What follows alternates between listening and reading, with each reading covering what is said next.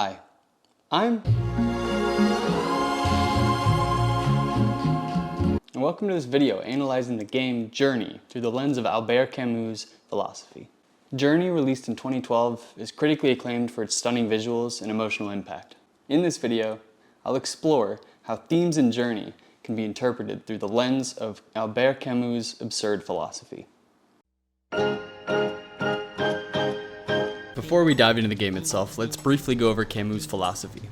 Camus was a 20th century philosopher who argued that life is inherently meaningless, and that we must find our own meaning in a world that is indifferent to our existence. He called this concept the absurd, and he believed that the human struggle to find meaning in a meaningless world is what gives life its value.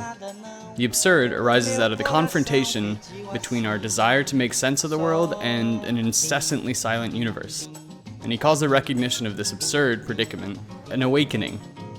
He writes, "It takes consciousness and provokes what follows. The end of the awakening comes, in time, the consequence, either suicide or recovery."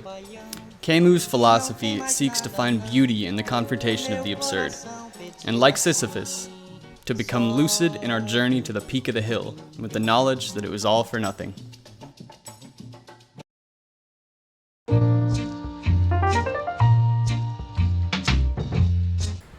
Journey is a game about exploration, companionship, and overcoming obstacles. These same themes are prevalent features among Camus' writings. The vast, empty landscapes of the game can be seen as a representation of the indifference of the world to the human condition, while the player's quest to reach the mountaintop can be seen as a metaphor for the human struggle to find meaning. Our journey begins in an open landscape of sand and harsh sunlight, soon clustered with the remnants of civilization. With no hand-holding provided by the gods, or devs, the player introduces their own meaning as they move towards their only objective: forward. With each stride toward the top of the mountain, the question of why am I doing this becomes less and less relevant.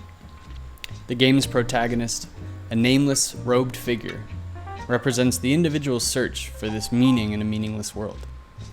While solving puzzles by emitting sound and light into the broken down structure of a long-gone civilization, and hiding from creatures with unknown motives, your best bet is to just continue onward.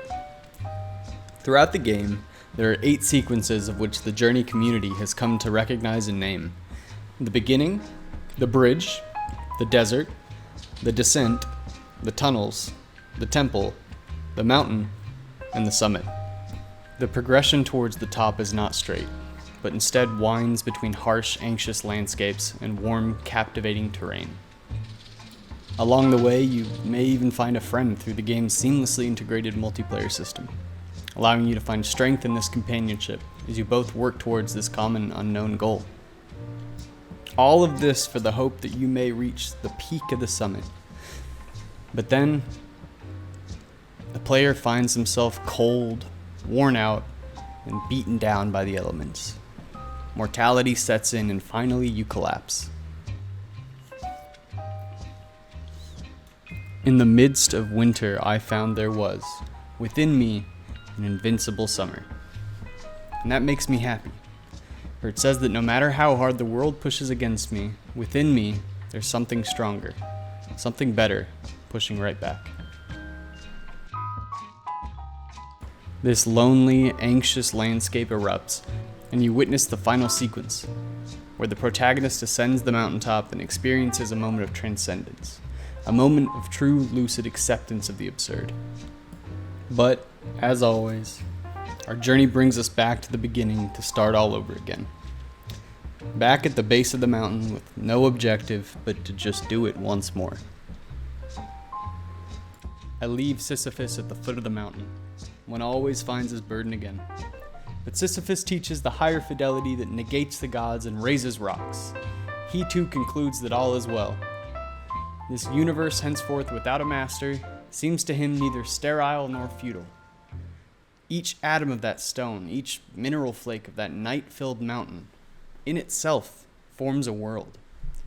The struggle itself towards the heights is enough to fill a man's heart.